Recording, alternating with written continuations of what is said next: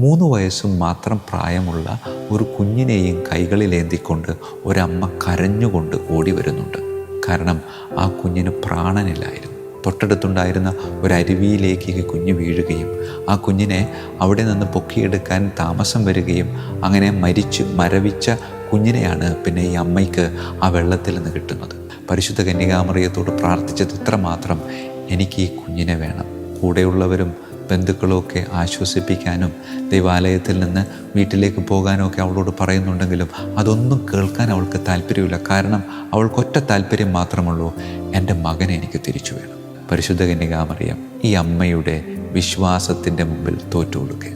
കയ്യിലുള്ള ഉണ്ണീശോയിലൂടെ ഈ നഷ്ടപ്പെട്ട പ്രാണൻ ഈ 3 വയസ്സുള്ള കുഞ്ഞിലേക്ക് തിരികെ കൊടുക്കുക.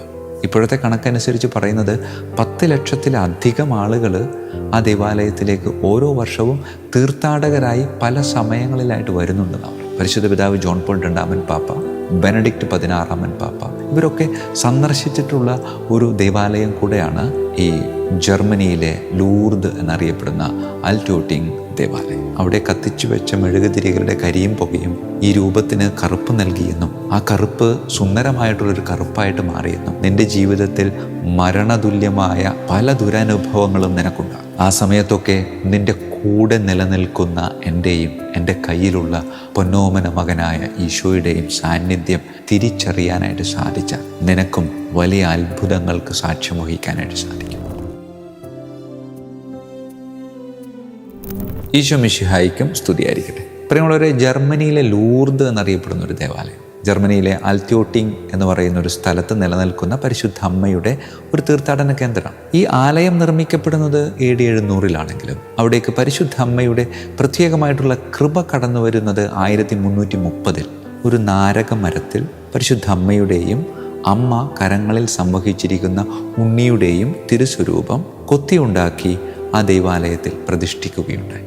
66 സെൻറ്റിമീറ്റർ മാത്രം ഉയരമുള്ള ആ സുന്ദരമായ ശില്പം അവിടെ സ്ഥാപിച്ചതിൽ പിന്നെ ഒരുപാട് ആളുകൾ അവിടേക്ക് തീർത്ഥാടകരായിട്ട് വരാൻ തുടങ്ങി. പക്ഷേ അത് ലോകപ്രസിദ്ധി ആർജിച്ച തീർത്ഥാടന കേന്ദ്രമായിട്ട് മാറിയതിൻ്റെ പിന്നിൽ വലിയൊരു സംഭവമുണ്ട്. 1489-ൽ ഈ പരിശുദ്ധ അമ്മയുടെ ആലയത്തിലേക്ക് 3 വയസ്സും മാത്രം പ്രായമുള്ള ഒരു കുഞ്ഞിനെയും കൈകളിലേന്തിക്കൊണ്ട് ഒരമ്മ കരഞ്ഞുകൊണ്ട് ഓടി വരുന്നുണ്ട്. ഈ അമ്മ ഈ കുഞ്ഞിനെ ഈ അമ്മയുടെ കാൽക്കലേക്ക് സമർപ്പിച്ചുകൊണ്ട് പ്രാർത്ഥിക്കുകയാണ്. കാരണം ആ കുഞ്ഞിന് പ്രാണനില്ലായിരുന്നു. തൊട്ടടുത്തുണ്ടായിരുന്ന ഒരു അരുവിയിലേക്ക് ഈ കുഞ്ഞ് വീഴുകയും ആ കുഞ്ഞിനെ അവിടെ നിന്ന് പൊക്കിയെടുക്കാൻ താമസം വരികയും അങ്ങനെ മരവിച്ച കുഞ്ഞിനെയാണ് പിന്നെ ഈ അമ്മയ്ക്ക് ആ വെള്ളത്തിൽ നിന്ന് കിട്ടുന്നത്. അമ്മയുടെ ഹൃദയം തകർന്നുപോയി. ആ തകർക്കപ്പെട്ട ഹൃദയവുമായിട്ട് അമ്മ ഓടി വരികയാണ്. എന്നിട്ട് പരിശുദ്ധ കന്യകാമറിയത്തോട് പ്രാർത്ഥിച്ചത് ഇത്രമാത്രം, എനിക്ക് ഈ കുഞ്ഞിനെ വേണം. പ്രാണനോടുകൂടെ എൻ്റെ പ്രാണനായി ഈ കുഞ്ഞിനെ എനിക്ക് തിരികെ വേണം. കൂടെയുള്ളവരും ബന്ധുക്കളുമൊക്കെ ആശ്വസിപ്പിക്കാനും ദൈവാലയത്തിൽ നിന്ന് വീട്ടിലേക്ക് പോകാനും ഒക്കെ അവളോട് പറയുന്നുണ്ടെങ്കിലും അതൊന്നും കേൾക്കാൻ അവൾക്ക് താല്പര്യമില്ല. കാരണം അവൾക്കൊറ്റ താല്പര്യം മാത്രമുള്ളൂ, എൻ്റെ മകനെ എനിക്ക് തിരിച്ചു വേണം. ശാഠ്യത്തോടുകൂടെ വിശ്വാസത്തോടുകൂടെ അമ്മയുടെ മുമ്പിൽ അവൾ അലമുറയിട്ട് പ്രാർത്ഥിക്കുക. അവസാനം പരിശുദ്ധ കന്യകാമറിയം ഈ അമ്മയുടെ വിശ്വാസത്തിൻ്റെ മുമ്പിൽ തോറ്റുകൊടുക്കുക. നഷ്ടപ്പെട്ടു പോയ പ്രാണൻ കയ്യിലുള്ള ഉണ്ണീശോയിലൂടെ ഈ നഷ്ടപ്പെട്ട പ്രാണൻ ഈ കൊച്ചിന്, ഈ 3 വയസ്സുള്ള കുഞ്ഞിലേക്ക് തിരികെ കൊടുക്കുക. പ്രിയമുള്ളവരെ, അമ്മയുടെ സന്തോഷം, അവിടെയുള്ളവരുടെ ആഹ്ലാദം, പിന്നീട് തീർത്ഥാടകരുടെ പ്രവാഹമായിരുന്നു ആ സ്ഥലത്തേക്ക്.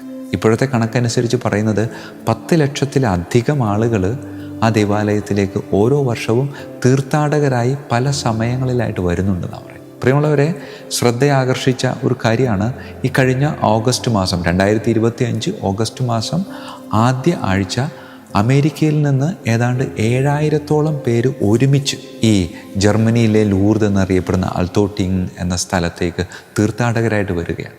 അവർ ഒരുമിച്ച് ആ ആലയത്തിൻ്റെ മുറ്റത്ത് ബലിപീഠമൊരുക്കി ബലിയർപ്പിച്ചത് നമുക്ക് ഫേസ്ബുക്കിലും ഇൻസ്റ്റഗ്രാമിലും ഒക്കെ നമുക്ക് കാണാനായിട്ട് സാധിക്കും. പ്രിയമുള്ളവരെ, പരിശുദ്ധ അമ്മ ശക്തമായ സാന്നിധ്യമായി എന്നും ഇന്നും എപ്പോഴും നമ്മുടെ കൂടെ ഉണ്ടായിരിക്കും എന്നൊരു ഉറപ്പാണ് ഈ ജർമ്മനിയിലെ ലൂർദ് എന്നറിയപ്പെടുന്ന അൽറ്റോട്ടിങ്ങിലെ അമ്മ നമ്മളോട് സംസാരിക്കുന്നത്. പ്രിയമുള്ളവരെ, ഈ ദൈവാലയം വളരെ ചെറുതാണ്. പക്ഷേ ഇപ്പോൾ അതിന് തൊട്ടടുത്ത് അന്നപുണ്യവതിയുടെ വലിയൊരു ബസലിക്ക സ്ഥാപിച്ചിട്ടുണ്ട്.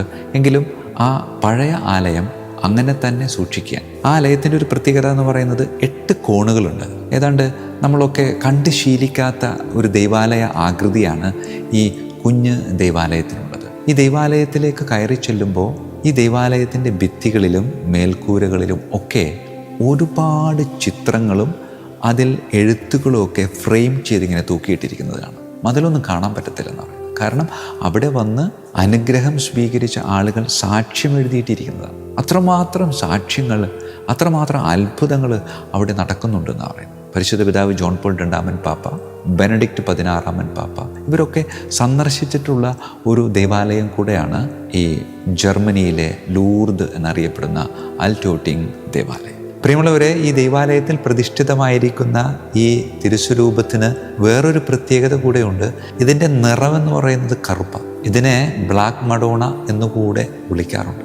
ഇത് പ്രതിഷ്ഠിച്ചപ്പോൾ കറുത്തതായിരുന്നില്ല എന്നതാണ് മറ്റൊരു സത്യം. അവിടെ കത്തിച്ചു വെച്ച മെഴുകുതിരികളുടെ കരിയും പുകയും ഈ രൂപത്തിന് കറുപ്പ് നൽകിയെന്നും ആ കറുപ്പ് സുന്ദരമായിട്ടുള്ളൊരു കറുപ്പായിട്ട് മാറിയെന്നും അങ്ങനെ ആ കറുപ്പിൽ നിന്ന് അവർ വേറൊരു കളറ് കൊടുത്ത് അതിന് മനോഹരമാക്കാൻ പരിശ്രമിച്ചില്ല.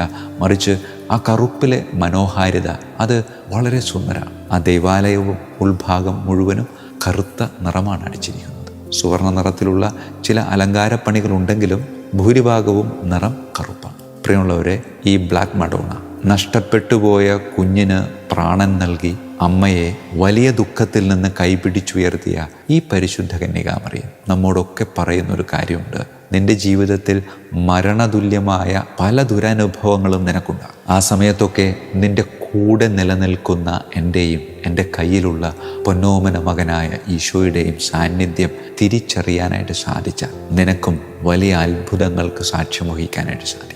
അതേ പ്രിയമുള്ളവരെ, പലപ്പോഴും നമ്മുടെയൊക്കെ ജീവിതത്തിലും ഇനി ഞാൻ എങ്ങനെ മുന്നോട്ട് പോകും എന്നിങ്ങനെയുള്ള ദുരവസ്ഥകളിലൂടെയൊക്കെ നാം ഒരുപാട് കടന്നുപോയിട്ട് പ്രാർത്ഥിക്കാം. നമുക്ക് കരങ്ങൾ കൂപ്പാം, കണ്ണുകളടക്കാം. കാരുണ്യവാനായ കർത്താവേ, മരണകരമായ വേദനകളിലൂടെയും അവസ്ഥകളിലൂടെയും ഒക്കെ പലപ്പോഴും കടന്നു പോയിട്ടുള്ളവരാണ് നമ്മൾ ഓരോരുത്തരും. ചിലപ്പോൾ ഇപ്പോൾ അങ്ങനെയുള്ള അവസ്ഥയിലൂടെ കടന്നു പോകുന്നവരാകാം. ഇനിയും കടന്നു പോകാൻ സാധ്യതയും ഉണ്ടാകും. പ്രാർത്ഥിക്കാൻ നമുക്ക്.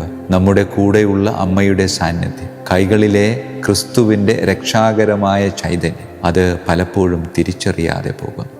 കാരുണ്യവാനായ കർത്താവെ, എൻ്റെ കൂടെ നിൽക്കുന്ന ദൈവീക സാന്നിധ്യത്തെ തിരിച്ചറിഞ്ഞ് എല്ലാ പ്രതിസന്ധികളിലും ബുദ്ധിമുട്ടുകളിലും അങ്ങയെ മുറുകെ പിടിച്ച് അവയൊക്കെ ധൈര്യസമേതം തരണം ചെയ്ത് മുന്നോട്ട് പോകുവാൻ ഞങ്ങളെ ഓരോരുത്തരെയും അനുഗ്രഹിക്കണമേ. കർത്താവായ ക്രിസ്തു വഴി ഞങ്ങൾ സമർപ്പിക്കുന്ന പ്രാർത്ഥന കേട്ടരുളണമേ. ആമേൻ. ഈശോ മിശിഹായ്ക്കും സ്തുതിയായിരിക്കട്ടെ.